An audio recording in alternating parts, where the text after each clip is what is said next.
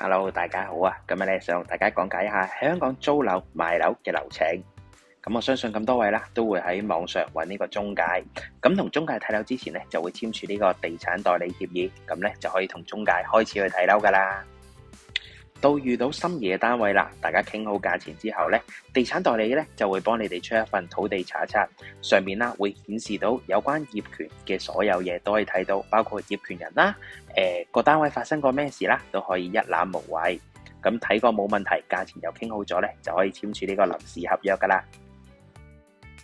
咁如果租樓嘅朋友仔咧簽完呢個臨時租約之後啦，咁咧就可以同業主約個時間咧簽呢個正式租約，咁就一次過比較兩岸一償咧，咁就可以攞鎖匙。咁正常咧喺香港咧租樓咧係會有7日嘅免租期嘅，同埋值得留意嘅係咧，如果租樓嘅話咧，記住打釐印啦，可以保障到雙方，仲可以扣稅添。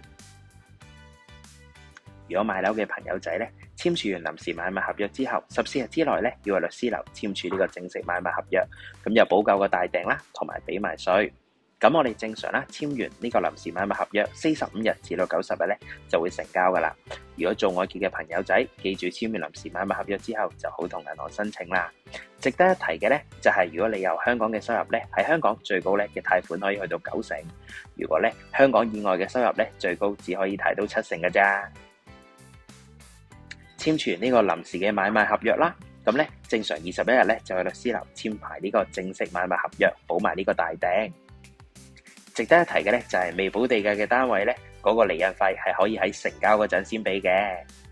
同埋咧需要留意嘅係咧，政府就呢個居屋咧都會有個擔保期，而值得留意嘅係咧，擔保期係以首次發售日期開始計算，並唔係以呢個落成日期開始計算嘅。咁多位買家就記住要留意啦。